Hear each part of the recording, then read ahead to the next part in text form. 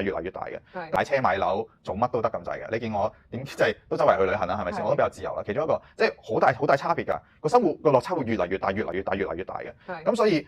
我即係 Bitcoin 班 OG 咁有錢，即係我要將我財富係叫做即係定點喺邊個位咯，即係我唔希望跑輸得太多咯，係咪先？因為跑輸得太多就變咗即係相對貧窮啦嘛，即係可能相對有啲人有錢，但係如果我定點咗我嘅財富價值係幣本位嘅，即係其實以前啲人成日講就係幣本位，就係我嘅身家係建基於我有幾多 Bitcoin。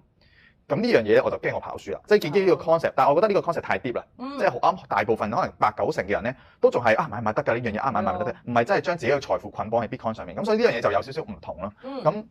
我覺得對於一般人嚟講嘅話，我就會覺得就先了解咗係咩咯，咩係 Bitcoin 咯。啱啱講嗰啲 historical 嘅嘢，應該全部都要了解咗究竟發生咗咩事咯。想真正學識一套持續盈利嘅投資方法，享受自由人生，可以俾 like 同埋下邊留言呢個 emoji，我哋會 send 翻個免費嘅入門班俾大家。